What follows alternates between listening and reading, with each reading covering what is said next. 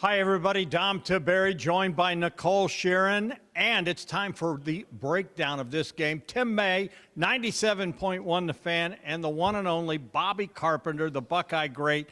Also, you hear him every morning, 6 a.m., 97.1 The Fan, Morning Juice. I'm going to start with you, Bobby. First of all, you got into town today. And Tim May likes to say matchups make fights. How do these two teams match up? Well, if you look at Ohio State, what they've been able to do, it's the trenches have really what has been turned the battle for them the last couple of weeks. Texas, you look at the games that they've won, they've run the ball really, really well. Lost to Georgia both times, rushed it for under 35 yards in both of those. Vanderbilt averaged less than 3.5 yards a rush in a tight game that they barely won. Last game against Arizona State, rushed it for under 55 yards. This Ohio State defense has been incredibly stingy up front, so if they're able to stop that running game, you push the pressure back onto Quinn Ewers, that's when you can get that defensive front going, getting some pressure. He's not the most mobile guy, so you can really pin him in the pocket and really get it going. So I think that the battle, we talk about passing, everybody wants to throw the ball and all these different things. It comes down to the trenches, and can you win inside? You know, matchups, Nicole, also come down to who wants it more. Do you get a feeling who wants it more? Yes. Ohio State. I get that feeling. I mean, the difference between this team before the playoffs versus the playoffs is it's black and white. It's night and day to me. I mean, this is a team that's peaking at the exact right time. Like we've said, they're all locked in more than I think we've seen them locked in all year. And there's a reason for that. They're on a mission. They didn't achieve we all know they had 3 goals. We always talk about it. They didn't achieve 2 of them. But the biggest one is still left on the table, and it's very obvious to me that these guys, especially the seniors like Emeka Egbuka, Jack Sawyer, JT Tuimoloau, Cody Simon, the guys who came back, they came back for a reason, and they're not going to give up until at least one of those goals is checked off. Tim May, I'm going to come to you. You heard what Bobby said, and I love it when you say matchup makes fights. Yeah. You heard what he said. Do you agree what he says, or do you see it differently? But if you look at the last 2 games Ohio State's won, what did they do? They shut down Tennessee's run game, vaunted run game, but you know, we're still not sure what the situation was there from an injury standpoint for Tennessee. And in Oregon, the same way, shutting down their run game and then forcing Dillon Gabriel to move around. Because like he said, once you shut down the run game, then you got Tyleik Williams, Ty Hamilton, JT Tuimoloau, and Jack Sawyer bringing a little pressure farther up the field. Don't let Dillon Gabriel run wild on you. But it makes them a one-dimensional animal. Now, did they shut Oregon totally down? No, that was a hell of a football team. That was a hell of a quarterback. It'll be the same thing in this matchup. Is you do want to force Quinn Ewers to have to throw the ball to beat you. You still got to get it done when he does. So it'll be interesting to see if Ohio State can do that Friday night. You know, Bobby, you played linebacker at Ohio State, outstanding player. You played linebacker for the Dallas Cowboys here in Big D, an outstanding player. You know, I say it all the time, defense wins championships, and I know you believe in that philosophy. This defense, though, in my opinion, ever since that Oregon first loss to Oregon, has been on a slow burn. These guys seem to have an attitude. Urban Meyer always said he liked an angry team, a team with an edge. Those guys on defense seem to have an edge. They have a huge edge. And you talked about that Oregon game and what that kind of did, turning the tide. And they had a goal coming in, Dom. They wanted to be the best defense in Ohio State history. And I talked to, Cody Simon and Lathan Ransom, Jack Sawyer. These guys would talk about that. And they would be like, no offense. I'm like, no. If you're playing at Ohio State, that should be your goal. I want you to have the best defense ever. And I think if this team does what they can do, this defense could go down as being the best defense in Ohio State history. You look at the evolution of what Cody Simon has become over the course of this year. He's playing like one of the best linebackers in all of college football. Lathan Ransom, a fifth-year senior, leader in the back end. Those guys are really not the most heralded guys on the team. They're not the Caleb Downs. They're not the Jack Sawyer, JT Tuimoloau, the big, highly recruited guys that were supposed to be stars. But those guys are the fabric. They are the glue. And if you look at defense winning championships, 4 of the top 6 defenses in college football are the 4 teams remaining. Defense has become a huge part of this. As much as we want to talk about offense, it still resides on the defensive side of the ball. The passion, the energy, the excitement, and also now the versatility and variability. We started seeing some more blitzes after that Oregon game, and I think that's awakened the D-line a little bit, and it's made this defense a lot more three-dimensional. All right, Nicole, let's talk a bit about the series. This will be the 4th meeting between Ohio State and Texas. They played 3 times previous, and They came into Ohio Stadium. Don't go there, Don. We can forget And about Bobby, those. I wasn't going Forget to. about those. I wasn't going to We can ask. forget what- about those. You were on that team, but anyways, yeah, you remember it all too well, don't you? Yeah, it was a great game. We had a chance to win, and we didn't win it. And Yep. so I tell them, those games will haunt you till the day you die. So don't let that happen. So they came into Ohio Stadium, they beat the Buckeyes, but then Ohio State went to Texas and returned the favor, and then they lost to them in a bowl game. So the 2-1. 2-1, yeah, the Fiesta Bowl. You know, these are two, it's amazing that they've only played 3 times. These are two of the heavyweights of college football. No, I really thought the same thing when we were kind of looking at it. I said, they've only played that many times? I feel like, like you said, 2 of the biggest college football programs in the country, and they've only played 3 times. But what I love is that the beginning of next season was the first game on the schedule. Texas, Ohio State in August at the Shoe. I mean, I love that kind of this. Spurts. Yeah, like I love that we're seeing this matchup in the playoffs, and it's going to give us that taste of what it could look like next year. And Tim May, what I would say is I think we better get used to this because I think Ohio State, I think Texas, and I think some of these teams we're seeing, they're going to become frequent flyers here in the playoff world we're in. Yeah, you don't know how many times they're going to meet and stuff. But I remember talking to Darryl Royal before they played in 2005. I spent an hour with him at his country club, and you know, I made the point he and Woody never wanted to play each other. They were pretty good friends and stuff. I also brought up to him, you know, that famous line, 3 things can happen when you throw the ball and 2 of them are bad. Everybody in Ohio State thought Woody invented that, and Darryl Royal told me, he goes, I never heard that sentence before it came out of my mouth. But yeah, they've had a lot in common through the years, but it's just stunning they've only played. This will be the 4th time. But you're right, with the expanded playoffs now, it could be quite frequent. You know, I go back to that game, and I didn't mean to bring up bad memories. I was going to ask you, but, you know, what do you remember about that meeting? And it was a tight game. It was an incredibly tight game. You know, Vince Young, I think, should have won the Heisman Trophy that year. It was back and forth. I do remember this. We had a touchdown we could have potentially caught. We had a 6-point lead, a field goal we missed, and then the famous pass from Vince Young to Lima Swede down the sideline, and we had a miscommunication in coverage. And it was so loud that our safety and corner had a hard time talking, and you know they weren't on the same page with that, and that was very tough. But you talk about these spurts, like James Laurinaitis, he played him 3 times in 4 years. Like it was highly clustered, and you know 2 of those times they were on the losing end. So I think he's trying to get back in the winning column once more. All right, Nicole, let's talk about the 2 coaches, obviously Ryan Day and Steve Sarkisian.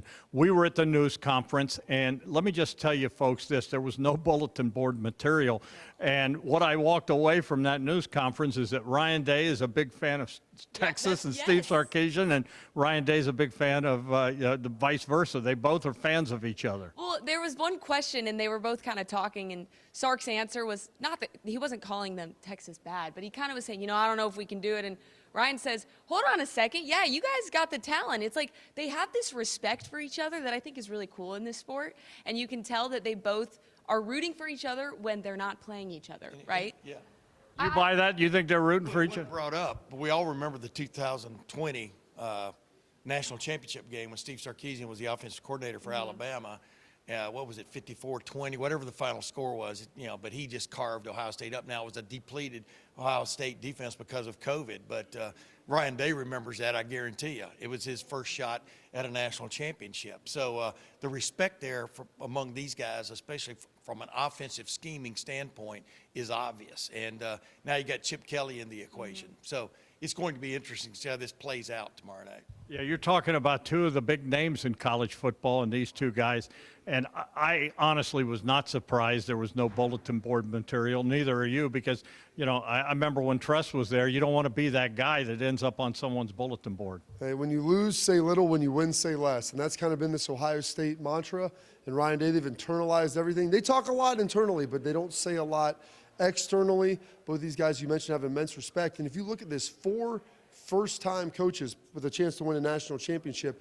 And in this, Sark is the only other coach that has any experience making it last year. Ryan's the only one that has any wins in the college football playoff, playing for a national championship. So despite maybe his young age and only 6 years as a head coach, you would say he's probably the more experienced coach in this situation. All right, let's talk quarterbacks, and, you know, let's tell it like it is.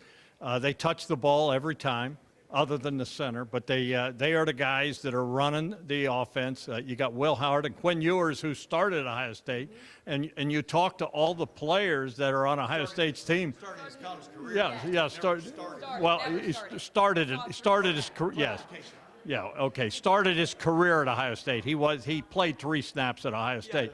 With that said, Bobby, you look at these 2 quarterbacks, and obviously we'll talk about Will Howard in a minute, but you played with guys that transferred and whatever, but it's Emeka and a lot of these guys said, man, we're still close friends with. Is that possible in today's game? I think that there's a good relationship. He came here, he reclassified. That was the first year of NIL, and they're trying to figure everything out. He came here, and I don't think there was any animosity when he left Ohio State. It wasn't like he came here, and when people talk about the NIL and all this stuff, like it wasn't like Ohio State had paid him all this money to come to school or somebody associated with the program. So the guys had a good relationship with him. Quinn was never like an overbearing me guy. He kind of assimilated, he fit in. I think he roomed with Jack at times while he was here. They have a good relationship. They talked about this being the Quinn revenge game. Like, nobody kicked him on out of here. Like, he left and went to a great situation. Honestly, I hoped he had the most success in the world until he played Ohio State. And so you finally get this matchup. It's honestly the matchup the world kind of wanted. It would almost have been better if it was next week, but the fact that it's in the Cotton Bowl, it's in Texas, and you get to see these guys come back together, it's pretty special. Nicole, you got a chance to visit with Quinn Ewers. Now, when he was the one thing I loved about when he came here as a freshman and just a kid, he came in like the middle of camp and everything. I loved his mullet. It was I'm thinking about growing one.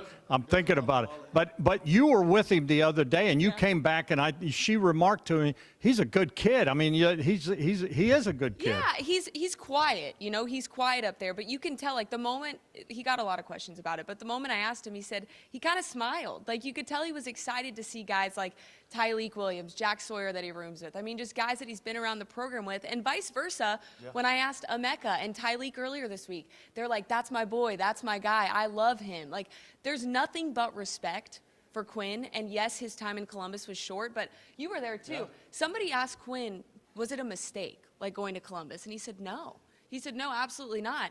Columbus was kind of what helped shape me to be the quarterback that he is now. I mean, like we said, he saw 3 snaps, but the tools he learned in Columbus, he took with him for a long time. And the thing about it was, he was trying to change the world a little bit then, because they were trying to get the UIL, which runs high school athletics in the state of Texas, to approve high school athletes having NIL deals. Now that's kind of broken that ice a little bit, but he was trying to make a point there, and Ohio State, it kind of was his oasis, for want of another term, that he could go to. It was really funny, though, when he walked behind us after his first practice, we're talking to Ryan Day in a little press conference, and I said, by the way, have you tried kombucha juice yet? Because that was, Quinn had already gotten a deal with kombucha juice, and Ryan sort of smiled, you know what I mean? But the point is, he was here 4 months. Emeka really liked this guy, really respected this guy. Emeka Egbuka, one of the salt of the earth dudes you've ever met, play football at Ohio State, so you know where he's coming from. And I asked Quinn yesterday, I said, it's kind of ironic, right, and almost inevitable that one of these days y'all were going to play each other. And he kind of, understood what I was talking about, because what goes around comes around. And it'll eventually, once they all go to the league, they'll play against each other. Bobby, let's talk about Ohio State's quarterback, and there's so many different storylines with Will Howard, coming from the Big 12. He played in AT&T, played against Texas. And, he's a guy that came to Ohio State and fell in love with this program. How much of this game is on his shoulders, do you think? Well, he never beat Texas either, and so I think that that's a box that he's been looking to check. I think a lot of this falls on him from a leadership perspective. He's been throwing the ball unbelievably. The accuracy that he's been able to hit with has been phenomenal. But I think it's going to come down to turnovers. He hasn't turned the football over. You look at that Arizona State-Texas game, Quinn Ewers had a big interception that allowed Arizona State to get back in it. This Ohio State offense has played incredibly clean. And so the game's not going to be on Will Howard. They're going to get the ball out quick. They're going to run the ball. They're going to do all those things. But this team has begun to embody his personality. I think he embodies Ryan Day's personality, that passion, that excitement. You can see him on the field. You've been at the games, the hyping of the crowd, the emotion that he plays with. Those are the things that people can rally around. And I think the main key is, and Urban would talk about this, I've heard a lot of great coaches, to go out to win games like this when talent is equal. is you have to be able to play with an emotional intensity that your opponents are either unwilling or unable to match. And that starts with the leaders, and that starts with Will Howard. All right, guys, moment of truth time. Our keys to victory and who wins this game. Bobby, we're going to start with you. Your keys to victory and who wins. Keep it clean. No turnovers. That's going to be a big piece. So keep the turnovers down. Special teams. If you can get some punt downs down inside the 10. It was great to see some field goals go through the uprights last week. Those are going to be the hidden yardage plays. And then lastly, it's going to come down to the trenches up front. Can you run the ball? Can you stop the run? I think Ohio State wins this thing. It doesn't need to be close. I think maybe Texas gets a late score, but I like it 31-21. 31-21. All right, Ms. Nicole, how do you see it? So I think the keys to victory are, one, getting to Quinn Ewers, like what we saw, what they did to Dylan Gabriel. I think a huge one is a fast start. They had it against Tennessee. They had it against Oregon. If Ohio State gets that fast start tomorrow, I'm going to feel pretty confident about the game. Third, a big matchup is the receiver room with Texas's secondary. I think that's going to be a huge key to the game in terms of, can Jeremiah Smith, Emeka Egbuka, Carnell Tate, can that one-on-one battle succeed like what we've seen all season? I think Ohio State's going to win this one. I don't think it's going to be quite the blowout, if you want to call it that, of what we saw against Oregon. I think it's going to be a tighter game. I want to go 21-14. 21-14, Ohio State. All right, Tim May, your turn. Yeah. By the way, I think one of the great things that's happened over the first two games of the playoff is Chip Kelly and Will Howard seem to be in sync. I mean, He's just in his bag, is what Will, Will yeah, says. but Will is feeling what Chip Kelly is calling, from the standpoint of seeing it and executing. So with that in mind, I've got Ohio State winning 38-27 just because I think they will outscore these guys. Anybody who's watched Texas, the feel right now is they're just not quite in sync on offense, and that's huge going into this level, but you never know when it's going to click, right? Mm-hmm. But I really do see Lathan Ransom and Caleb Downs coming off the rails, as I call them now, the Sidewinder missiles, getting after this offense for Texas. All right, I'm going to channel Coach John Cooper, and he often says, don't make them better than they are. And I think Texas is a very good football team, don't get me wrong, but I don't think they have the talent Ohio State does. And I like Quinn Ewers. He's a nice young man. Jack Sawyer, he may not want to see Jack tomorrow. He may not want to see Ty. He may not want to see JT Tuimoloau, because I think the defense is going to bring it. I think they're going to get after him. I love the fact the way they have dominated the line of scrimmage the last few games, and I think that will continue.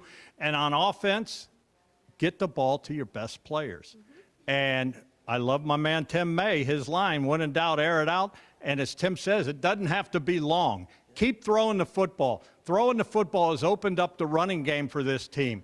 And we saw that against Oregon when Trey Henderson and when Quinchon were busting them. That was after quick strikes of throwing the football. And when I say get the ball to your best players, hello, Jeremiah Smith, hello, Emeka, hello, Carnell Tate. Keep it going. And I like Ohio State to win 35-21. Let's hope we all like them. Let's hope everyone likes them. The one thing that makes me nervous is that everyone likes them. And as Coach Day said, Bobby, we're the same guys, same coaches and same players that a month ago not everyone was liking. Well, when you're getting ready to get buried, that's when you find out what you're made of. And sometimes that helps the team coalesce, and you saw these guys turn inward, have some real hard conversations as a team, and they were able to take that, channel it. When you're getting buried, you can either lay in the ground or you can get a shovel and dig your way out, and these guys chose to dig their way out. They have. Horror movies have started with a guy laying down and raising back up. In the weirdest way possible, it may have been one of the best things that happened to this team. Well, I think In a while. I think anyone that went to a conference championship is saying, Well, yeah, they're all out. we're out. You know what? I hate to say it, losing to that team may have been the best thing that happened to Ohio. What did Georgia get out of it? But an injured quarterback. Yep. Anyways, And entered the portal. we all like Ohio State, and we all love Buckeye Nation. Keep it on. 97.1 The Fan, 10 TV, 10 TV Plus. There simply is no one better that covers the Buckeyes. Come on. How many of them have a great linebacker like Bobby Carpenter? There you have it. We'll talk to you later, and it's game time. It is time to play this game.